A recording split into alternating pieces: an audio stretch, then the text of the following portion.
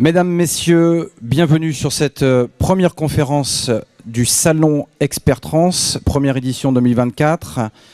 Thématique hautement importante, la transition énergétique. Bienvenue donc à cette conférence dédiée à la fois à la transition écologique, énergétique et aux nouvelles technologies dans le transport et la logistique. Avec EcoCO2, spécialiste en formation et conseil, représenté par Andrew Patry, chargé de mission, et le programme EVE, soutenu par l'ADEME. Nous allons explorer comment les entreprises peuvent évaluer et réduire leurs émissions de gaz à effet de serre. Transporteurs, commissionnaires et chargeurs sont invités à s'engager sur 3 ans pour améliorer leur performance environnementale avec des solutions concrètes, énergie alternative, biocarburants, électricité, hydrogène. Nous aborderons également les nouvelles exigences de la CSRD qui imposent aux entreprises de mieux rendre compte de leur impact environnemental d'ici 2026. Nous accueillerons également Julien Allais, ingénieur mobilité chez GRDF, pour un zoom sur le bio-GNV.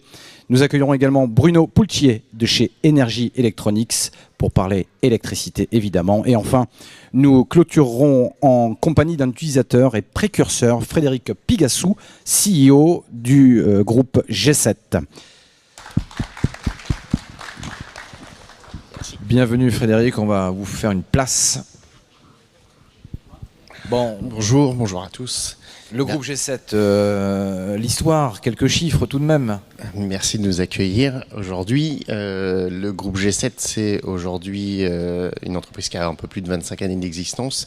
C'est aujourd'hui un peu plus de 500 collaborateurs et un virage pris pour le mix énergétique, puisque je pense qu'on est tous d'accord là-dessus, c'est qu'il n'y a pas une solution, mais des solutions.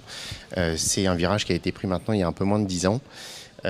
En commençant par le bio-GNV, puisque c'était la seule alternative qu'on avait à l'époque. L'électrique n'était pas mature.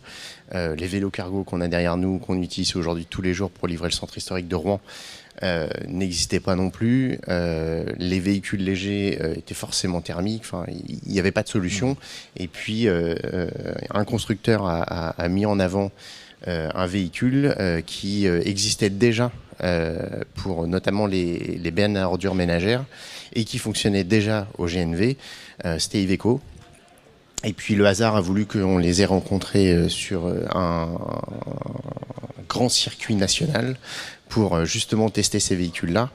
Et puis j'ai rencontré un homme que beaucoup connaissent qui s'appelle Clément Chandon, qui est un éminent personnage dans la transition énergétique aujourd'hui au niveau poids lourd, qui travaillait pour Iveco, qui travaille toujours pour Iveco d'ailleurs, qui nous a dit si on devait travailler ensemble, qu'est-ce qu'on pourrait vous proposer comme véhicule qui correspondrait à votre utilisation.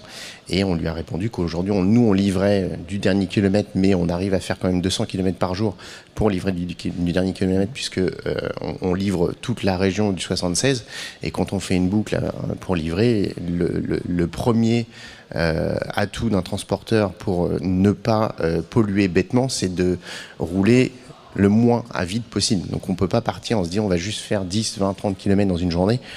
C'est une ineptie, on va livrer une personne, 2 personnes. Le tout, c'est de pouvoir en livrer un maximum dans un rayon de kilomètres le plus restreint, en optimisant le plus nos tournées et en utilisant une énergie la plus verte possible, sachant qu'il n'y a pas de vraie énergie totalement verte. Ça n'existe pas. On pollue de toute façon avec des freins, on pollue de toute façon avec du pneumatique.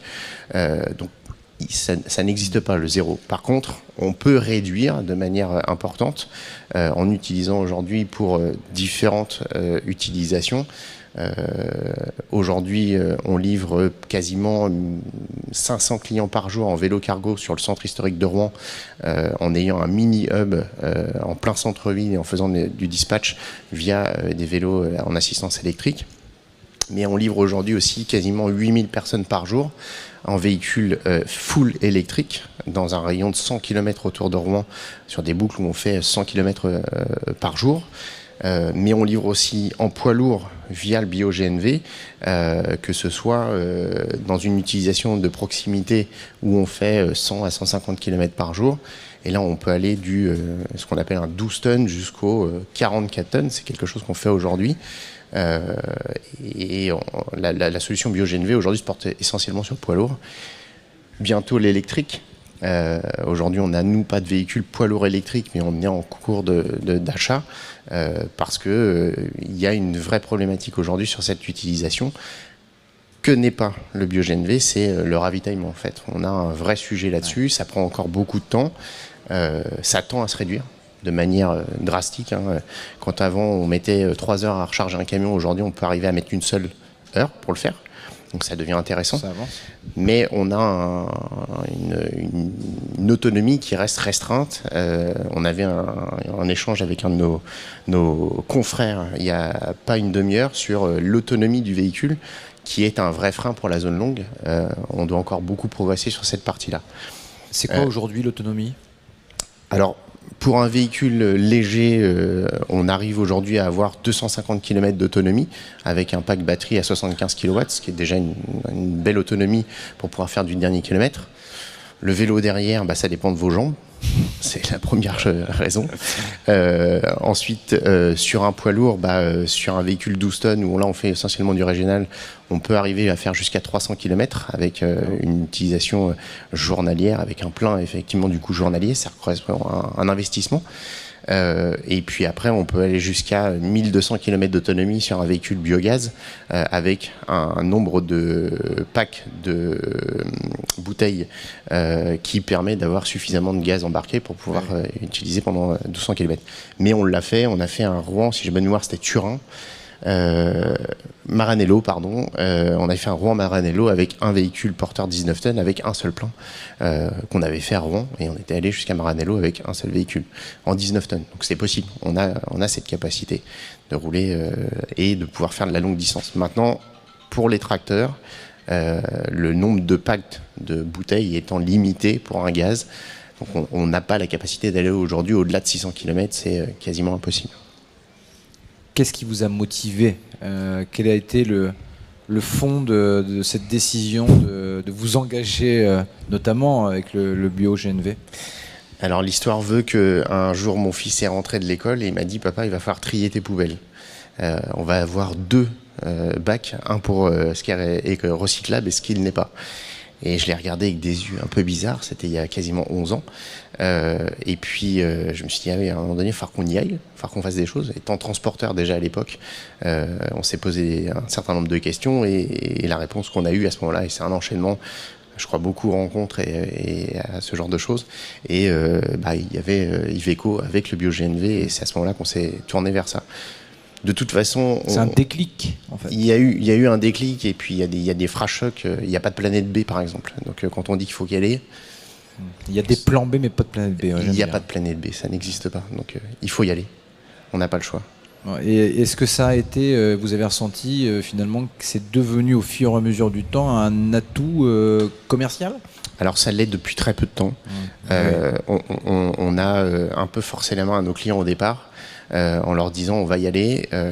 On leur a présenté sous un aspect assez un aspect laboratoire, c'est-à-dire qu'on leur a dit en gros vous voulez pas y aller, vous êtes de très grosses structures, vous êtes tous frileux, les investissements c'est difficile. Nous on est une petite PME, mais on a envie d'y aller, donc on a la capacité de le faire. Est-ce que vous êtes prêts à nous accompagner ? Alors on leur a demandé de le faire, ils nous ont suivis, on a fait du trait pour trait, le surcoût on l'a refacturé au centime d'euro près, ils ont absorbé ce surcoût. Mais on n'a pas fait de marge sur la partie surcoût. Et on y est allé comme ça. Ça a été concluant, puisque les gens y sont allés et ils y sont restés. On a renouvelé nos contrats de la même façon. Depuis maintenant 2 ans, comme le disait Andrew tout à l'heure, les chargeurs sont quasi obligés d'y aller. Et je ne donnerai pas de nom, mais une entreprise qui a eu quelques difficultés il y a 2 ans en termes de problématiques de pollution sur Rouen qui se doit de gérer l'après pollution, nous a demandé et est venu nous chercher parce qu'on était un acteur important dans la transition énergétique et notamment par le biogaz, et on a contracté avec eux un contrat de 6 véhicules qui tournent aujourd'hui tous les jours. Ils font entre 400 et 600 km par jour, et ce qui pour eux est une économie en termes de CO2 qui est monstrueuse. On peut parler de Paris gagnant ou c'est encore prématuré ? De toute façon, le pari gagnant pour nous, il est, vous l'avez dit tout à l'heure, c'est une conviction en fait. Il faut y aller, on n'a pas le choix. On a été convaincus avant les autres, on l'a fait par choix, pas par obligation. Le pari gagnant, il sera vraiment gagnant quand tout le monde sera prêt à payer le prix que ça coûte. Aujourd'hui, si on peut parler d'argent juste 2 minutes, parce que c'est toujours quelque chose qui fâche. Aujourd'hui, un tracteur diesel thermique, ça coûte à peu près entre 105 et 115 000 euros. Un tracteur biogaz, ça coûte entre 125 et 140 000 euros. Et un tracteur électrique, aujourd'hui, c'est 300 000 euros. C'est assez simple à comprendre. Le TCO, il n'est pas le même. Donc, à un moment donné, il faut que quelqu'un paye. Vous avez beau exploiter votre camion jour et nuit, 2 fois plus cher, c'est un vrai sujet. Donc, la transition énergétique, de toute façon, elle coûtera de l'argent, c'est une évidence. Et si elle ne coûte pas à l'achat, elle coûte à l'entretien. Il y a forcément un surcoût. Il faut juste que tout le monde soit prêt à l'accepter et que les chargeurs le prennent en ligne de compte. En plus de l'inflation qu'on a vécue ces 3 dernières années, enfin du moins ces 2 dernières années, de toute façon il y a une question économique dans cette histoire. Donc il faut y aller, on est obligé, on a une communauté européenne qui nous pousse à le faire. Maintenant il faut le faire intelligemment. Ça pourrait venir de où justement cette piste de financement? Vous avez un avis forcément sur... Je suis un entrepreneur, donc j'ai envie de vous dire que c'est pas l'État qui doit nous aider. On doit prendre conscience et on doit faire prendre conscience aux gens, à nos clients, à nos chargeurs, au public, que le transport c'est pas gratuit, que ce qui vient jusqu'à eux ça a forcément un coût.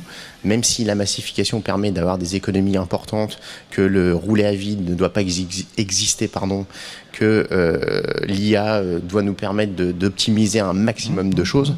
Forcément il y aura un coût. Donc l'idée de se dire que le transport coûte 0, moi jusqu'à preuve du contraire, je paye un chauffeur, je paye un camion, je paye mes collaborateurs, l'énergie en plus, et qui est de plus en plus cher, même si on a eu une baisse ces quelques derniers mois, de toute façon ça coûte de l'argent. Donc la prise de conscience, elle doit être générale. Et on ne doit pas attendre une aide, quelle qu'elle soit, même si effectivement ça peut donner un petit coup de pouce au départ, mais ça ne sera qu'un coup de pouce. Donc le consommateur doit prendre acte qu'une livraison, c'est pas cadeau. Il faut mettre la monnaie. Chargeur, parce qu'il est aussi décisionnaire, lui, c'est un maillon important de votre chaîne. Le chargeur aujourd'hui, quand vous avez en face de vous le dernier maillon de la chaîne, vraiment, quand vous n'avez pas d'intermédiaire, vous arrivez à lui faire comprendre et en lui expliquant par A plus B. Si vous êtes entre les deux, entre le dernier et si vous êtes vraiment le maillon du milieu, c'est compliqué d'aller faire comprendre, de sauter une marche pour aller voir le réel acheteur, celui qui consomme vraiment. Et lui expliquer que ça coûte plus cher. Parce qu'entre les deux, il y a une sorte de rempart et c'est compliqué de le faire. Donc, l'intérêt aujourd'hui, il est d'aller directement vers le client et de lui expliquer et lui montrer pourquoi c'est important d'y aller, pourquoi ça coûte plus d'argent, en étant le plus transparent possible. C'est, je pense, la solution. Finalement, c'est simple, ce n'est que de la pédagogie. Il faut simplement que le message passe. Merci messieurs pour ce super moment. Est-ce que vous peut-être un mot pour clôturer, même si là on a eu une belle clôture, mais on fait un petit tour de table très rapide. Merci Frédéric, merci beaucoup. En 3 mots. En 3 mois 3 mots. En 3 mots ou en 3 mois? En 3 mois, je peux tenir 3 mois. Non, en 3 mots. Oui, il y a encore beaucoup de pédagogie à faire, comme tu le disais. Il y a aussi beaucoup il faut que les mentalités changent, les a priori changent, quelle que soit l'énergie. On l'entend sur l'électrique, au sujet du manque d'autonomie, manque de bornes, etc., etc. C'est pareil, des bornes, il y en a, il suffit de s'organiser. Il faut que ça change, rapidement, mais en même temps doucement avec de la pédagogie. Voilà. Rapidement parce qu'il y a un besoin, et doucement parce qu'il ne faut pas brusquer.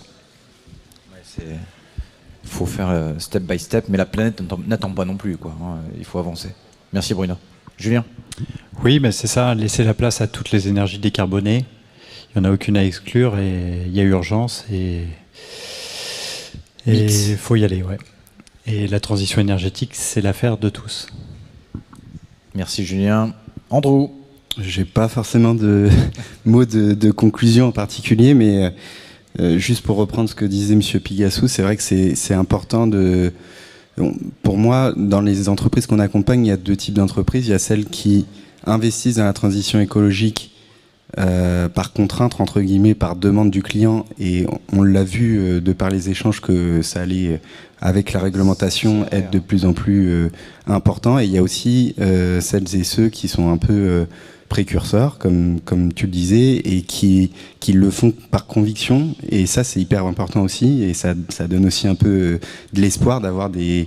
Parce que c'est une prise de risque, entre guillemets, aussi, mais ça peut aussi permettre d'avoir se démarquer et avoir un avantage concurrentiel, entre guillemets, dans les échanges avec les clients.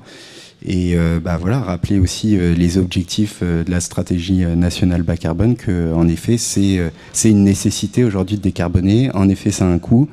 Mais que c'est important de participer à cette transition écologique. Ça peut permettre d'avoir un temps d'avance.